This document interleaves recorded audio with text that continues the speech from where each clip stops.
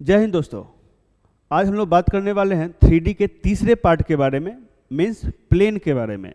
पहला हमने पॉइंट देखा पार्ट 1, दूसरा लाइन देखा पार्ट 2 और तीसरा प्लेन पार्ट 3।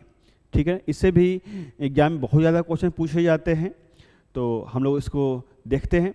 जितने भी क्वेश्चन आज तक बोर्ड एग्जाम में आए हुए हैं, हर एक क्वेश्चन हम लोग यहाँ पर डिस्कस कर लेंगे। ठीक है, तो आइए स्टार्ट करते हैं प्लेन।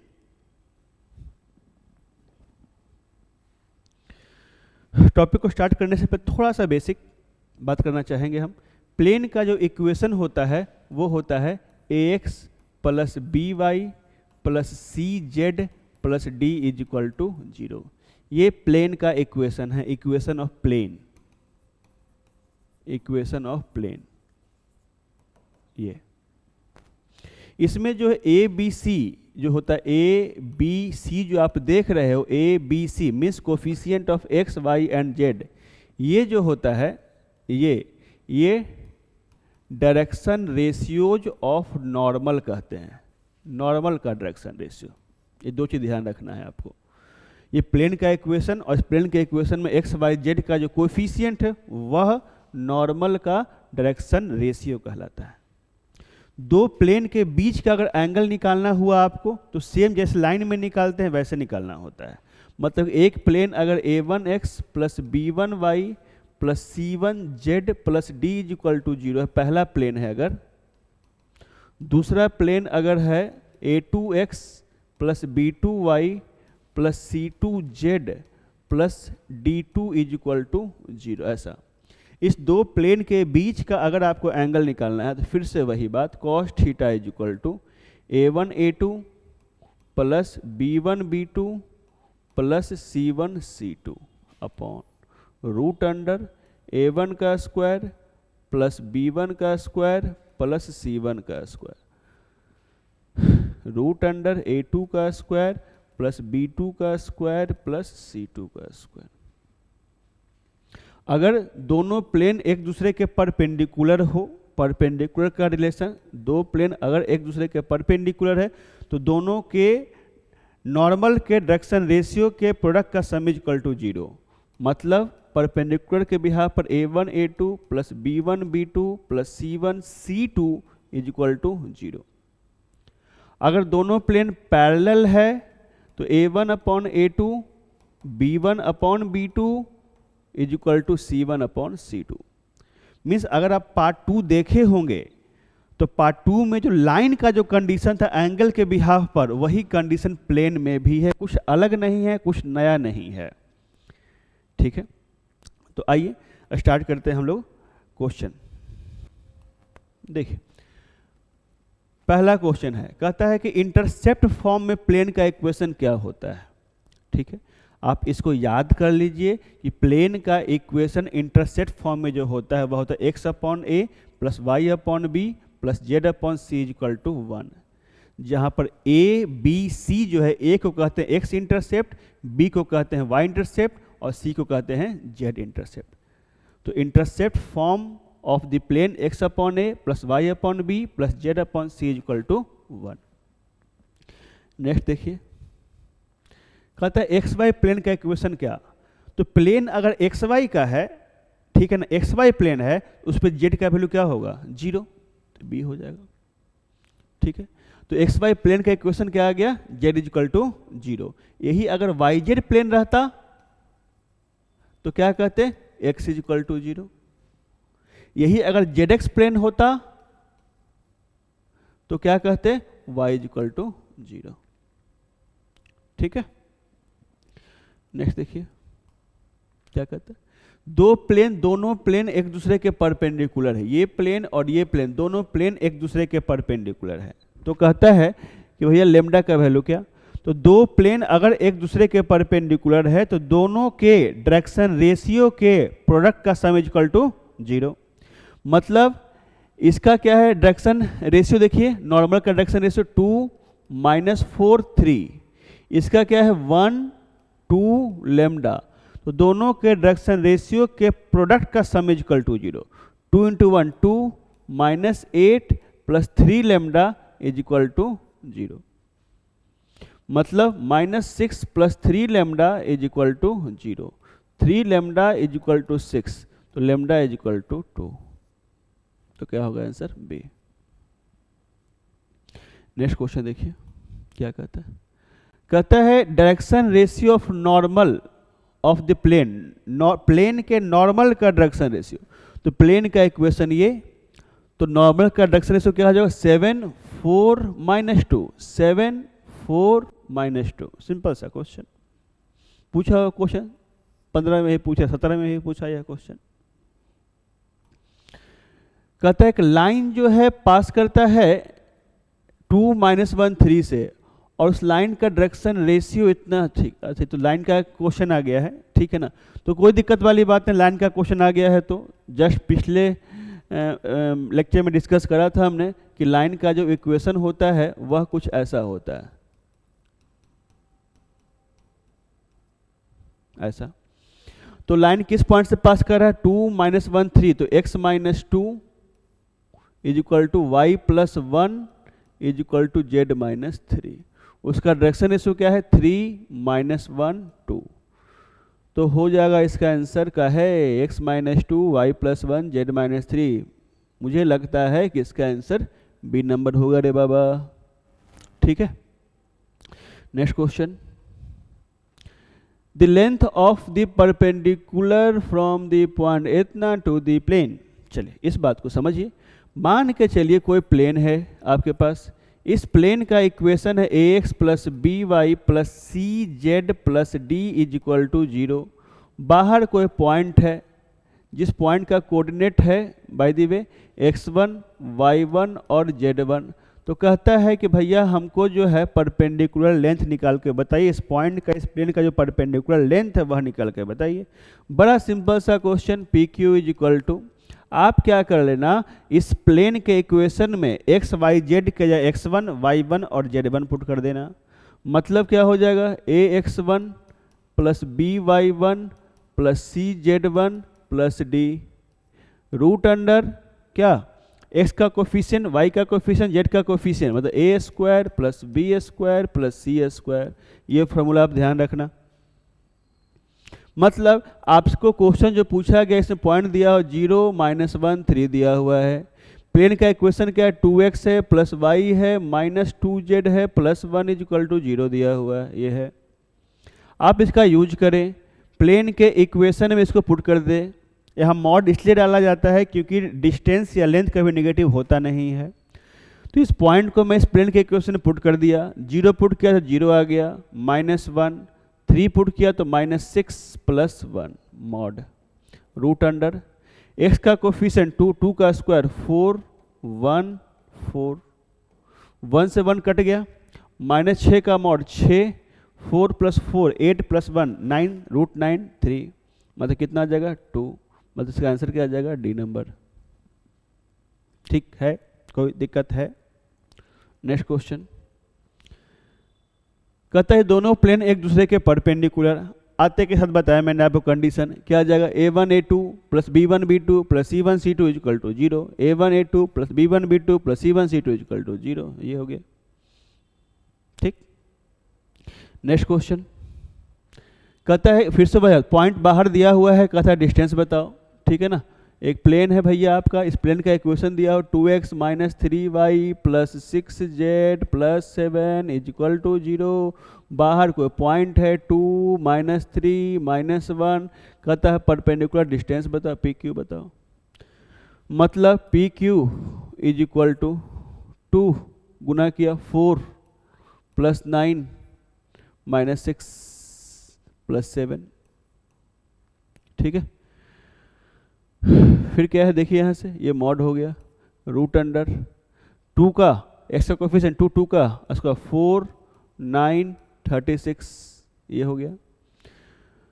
यहाँ पे कितना आ गया 9 4 13 7 20 20 -6 14 आ रहा है लगता है, अपॉन यहाँ से 7 आ जाएगा, मतलब कितना आ जाएगा 2। आंसर क्या आ जाएगा सी नंबर, 0 घटा गुना भाग तो है।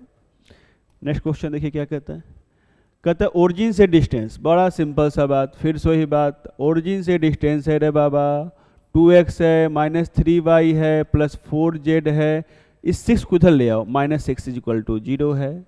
ओरिजिन से डिस्टेंस मतलब क्या, 0 0 0, पुट करें आप तो डिस्टेंस निकालना, पुट करें 0 0 0 0 -0 + 0 -6 का मॉड रूट अंडर x का कोफिशिएंट 2, 2 का स्क्वायर 4 9 16 -6 मॉड ऑफ -6, यहाँ रूट अंडर 29 हो गया, मतलब कितना आ गया 6/√29। आंसर क्या आ जाएगा, सी नंबर। देख रहे हैं कितना सिंपल सा क्वेश्चन है, क्वेश्चन में कोई दम ही नहीं है, सिंपल सिंपल क्वेश्चन, थ्योरी बताते चल रहा हूं मैं ताकि काम आपका आसान हो जाए, बहुत टफ नहीं लगना है आपको। एंगल पूछ रहा है आपका, एंगल, तो एंगल जस्ट मैंने फॉर्मूला बताया, डायरेक्शन रेशियो क्या क्या हो जाएगा, यहाँ से 2 1 -2 ये हो गया, यहाँ से 3 -6 -2 ये हो गया, तो क्या A1 B1 C1, ये क्या A2 B2 C2 ये हो गया। तो एंगल क्या, cos थीटा जानते ही हैं आप, ठीक है ना। डायरेक्शन रेशियो मालूम है आपको, तो एंगल निकालना है 2 × 3 6 -6 + 4 अपॉन रूट अंडर 2 का स्क्वायर 4 1 4, 3 का स्क्वायर 9 36 4, कट गया, cos थीटा = 4 अपॉन, ये 3 देगा ये 7 देगा, मतलब 4/21, मतलब थीटा = क्या आ जाएगा, cos इनवर्स 4/21। ये देख रहे हैं, सिंपल सा क्वेश्चन। नेक्स्ट क्वेश्चन देखिए क्या है, डायरेक्शन रेशियो पूछ रहा है, इससे आसान क्वेश्चन कुछ हो सकता है, 2022 में क्वेश्चन पूछा हुआ, तो क्या आ जाएगा 3 4 5, 3 4 5 हो गया, 3 4 5, x का कोफिशिएंट, y का कोफिशिएंट और z का कोफिशिएंट, 3 4 और 5। नेक्स्ट क्वेश्चन देखिए, कहता है इसके पैरेलल एक प्लेन का इक्वेशन चाहिए आपको, ठीक है ना। तो एक बात ध्यान से समझिए, जैसे कि मान करके चलिए ये कोई आपका इक्वेशन है, ठीक है, प्लेन का इक्वेशन है, इसके पैरेलल अगर आपको कोई इक्वेशन चाहिए प्लेन का ही, तो यहाँ से लेके यहाँ तक बिल्कुल सेम हो जाएगा, ax + by + cz। अंतर सिर्फ इसमें होता है, ये d है तो यहाँ पे हो जाएगा d1 = सिर्फ इसमें अंतर होता है, मतलब कि दो प्लेन अगर एक दूसरे के पैरेलल होगा तो यहाँ से लेकर यहाँ तक ये बिल्कुल सेम होगा, ये दोनों यहाँ तक सेम है तो पैरेलल है। तो यहाँ पे देखिए 2x - 3y + 4z, 2x - 3y + 4z, 2x - 3y + 4z, यही पैरेलल हो जाएगा ये, क्योंकि इस देखिए ये वाला और ये वाला दोनों क्या है, सेम है, इसलिए पैरेलल हो जाएगा। अरे ठीक है, नेक्स्ट क्वेश्चन समझिए इस बात को। नेक्स्ट क्वेश्चन देखिए क्या कहता है, कहता है कि इक्वेशन ऑफ प्लेन परपेंडिकुलर, इसके परपेंडिकुलर जो प्लेन है उसका इक्वेशन पूछ रहा है। यह भी बड़ा सिंपल, अगर जो परपेंडिकुलर होगा, जो भी प्लेन इसके परपेंडिकुलर होगा, तो इसका डायरेक्शन रेशियो और उसके डायरेक्शन रेशियो के प्रोडक्ट का सम = 0 होना पड़ेगा। तो मैं चेक करता हूँ बारी बारी से, इसको पहले से चेक करता हूँ, ए से चेक करता हूँ। तो 4 × 1 4 -15 + 11, ये तो पहले ही हो गया भाई, 4 × 1 4 -15 + 11 है कि नहीं। अब यहाँ देखें तो क्या 0 आ रहा है कि नहीं आ रहा है, आ रहा है, इसका मतलब यही प्लेन इसके क्या है, परपेंडिकुलर है। सेकंड वाले में चेक कीजिएगा तो ऐसा नहीं आ रहा हो, करके देख लीजिए आप, 4 × 3 12 -33 -9, कहाँ 0 आ रहा है, 0 नहीं आ रहा है, तो आंसर क्या हो जाएगा इसका, ए नंबर, ठीक है। नेक्स्ट देखिए क्या कहता है, इंटरसेप्ट x y और z इंटरसेप्ट पूछ रहा है। तो x y और z इंटरसेप्ट अगर पूछ रहा है तो आराम से कर सकते हैं। अगर x इंटरसेप्ट के लिए बात करता है, फॉर x इंटरसेप्ट, ठीक है, for x intercept, x intercept का मतलब प्लेन x एक्सिस को कहाँ पर कट कर रहा है, तो x एक्सिस को जहाँ भी कट करेगा वहाँ y और z 0 हो जाएगा। तो कहने का मतलब 2x = कितना आ जाएगा, 5, तो x = कितना आ जाएगा, 5/2, x इंटरसेप्ट कितना आ गया, 5/2, तो 5/2 यहाँ भी है, 5/2 यहाँ भी है, अभी तो क्लियर नहीं हो पाएगा। अगर मैं बात करूंगा for Y intercept, Y intercept, तो फॉर वाई इंटरसेप्ट के लिए बात करता हूं तो x और z 0 हो जाएगा। तो x और z 0 का मतलब क्या हो गया, y इज इक्वल टू 5, ये हो गया y इंटरसेप्ट। 5 यहाँ भी है, 5 यहाँ भी है। अगर मैं बात करता हूँ z इंटरसेप्ट के लिए, z इंटरसेप्ट, तो z इंटरसेप्ट में क्या हो जाएगा, x और y 0 हो जाएगा, मतलब minus z is equal to 5, तो z इज इक्वल टू -5। मतलब मुझे लग रहा है इसका आंसर क्या हो जाएगा, सी नंबर। ठीक है, तो x इंटरसेप्ट अगर पूछता है तो y z को 0 कीजिए, y इंटरसेप्ट पूछता है तो x और z को 0 कीजिए, और अगर z इंटरसेप्ट पूछता है तो x और y को 0 कीजिए।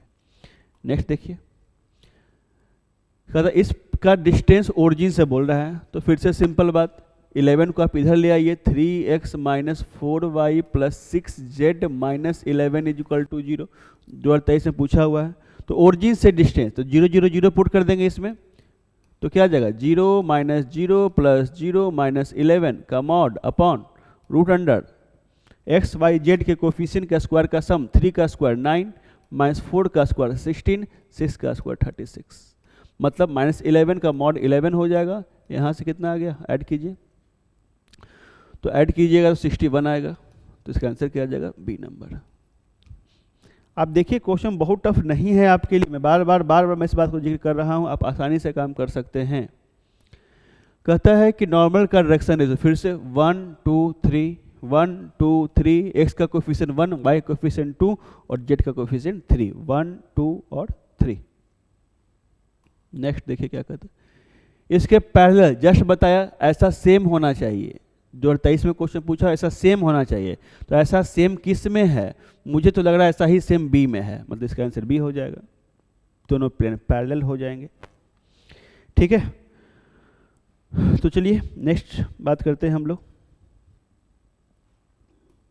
क्या कहता है, एक्स इंटरसेप्ट पूछ रहा था, एक्स इंटरसेप्ट, तो एक्स इंटरसेप्ट का मतलब क्या, वाई और जेड 0 हो जाएगा, मतलब 3x इक्वल टू 13, तो x इज इक्वल टू क्या, 13/3, मतलब क्या जाएगा, बी नंबर। सिंपल सा क्वेश्चन।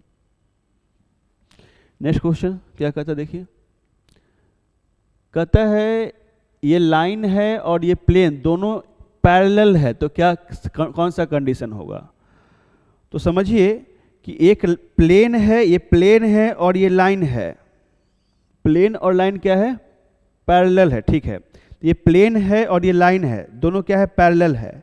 तो लाइन प्लेन का ये होता है नॉर्मल, तो ये नॉर्मल है और ये लाइन है, तो इसका मतलब कि नॉर्मल और लाइन दोनों एक दूसरे के क्या हो जाएगा, परपेंडिकुलर। समझ रहे मैं क्या बोल रहा हूँ, कहता है प्लेन और लाइन पैरेलल है, तो प्लेन और लाइन पैरेलल ठीक है, लेकिन प्लेन का ये नॉर्मल हो गया, तो ये नॉर्मल और ये लाइन, ये नॉर्मल है आपका, ठीक है ना। मैं इसको यहाँ से देखिए ध्यान से क्या कह रहा है, ये प्लेन का ये नॉर्मल है, ये नॉर्मल है प्लेन का नॉर्मल, और ये क्या है, लाइन है, ये लाइन है। तो लाइन और नॉर्मल दोनों के बीच का एंगल कितना हो जाएगा, 90 डिग्री, 90 डिग्री हो जाएगा, है कि नहीं। तो कहने का मतलब इसका डायरेक्शन रेशियो और इसके डायरेक्शन रेशियो के प्रोडक्ट का सम क्या हो जाएगा, 0 होना चाहिए। तो इसका डायरेक्शन रेशियो क्या है, -1 2 3, इसका क्या है, ए बी सी, मतलब -a + 2b + 3c is equal to 0 होना चाहिए। लाइन और प्लेन दोनों का मिला जुला क्वेश्चन है यह, आंसर क्या आ गया इसका, बी नंबर। नेक्स्ट क्वेश्चन देखिए क्या है, फिर से सिंपल सा क्वेश्चन, दोनों प्लेन एक दूसरे के परपेंडिकुलर है तो कौन सा होगा, 2023 में क्वेश्चन पूछा हुआ है, मतलब क्या हो जाएगा, अभी जस्ट बताया मैंने, a1 a2 + b1 b2 + c1 c2 = 0। तो आप यह भी देख लिए कि प्लेन का कितना सिंपल सा क्वेश्चन पूछा जाता है, बहुत टफ है नहीं। स्टार्टिंग में जो भी मैंने 10 मिनट का थियरी बताया उसमें काम हो गया। फिर से मैं ही कहूँगा 20 से 25 मिनट के लेक्चर में आपका पूरा कॉन्सेप्ट क्लियर हो सकता है। मतलब लाइन, प्लेन और पॉइंट तीनों मिला दिया जाए तो ऑन एन एवरेज सभी में 20 से 25 मिनट का मैंने टाइम लिया, मतलब लगभग 1 से सवा घंटे के अंदर आप पूरा 3D आप अच्छे से रिवाइज कर सकते हैं। तो उम्मीद करते हैं कि चीज़ आपको समझ आई होगी। ठीक है, जहाँ भी आपको दिक्कतें हो रही है आप उसको 1 या 2 बार आप फिर से उसको देखिए, रिवाइज कीजिए, चीज़ें क्लियर हो जाएगी। ठीक है, अगर आपको वीडियो अच्छा लगा हो तो उसको अपने दोस्तों के साथ शेयर कीजिए। चैनल पर आप नए हैं तो चैनल को सब्सक्राइब कीजिए। ठीक है, आप अपने राय और कमेंट बॉक्स पर ज़रूर लिखें वीडियो आपको कैसा लगा, और नेक्स्ट वीडियो जो है किस चैप्टर का आप चाहते हैं वो ज़रूर मुझे कमेंट करके बताएं ताकि मैं उसका वीडियो बना सकूं। तो चलिए मिलते हैं नेक्स्ट वीडियो में, नेक्स्ट लेक्चर में। तब तक के लिए आप अपना ख्याल रखें, अपनों का ख्याल रखें, स्वस्थ रहें, मस्त रहें। जय हिंद।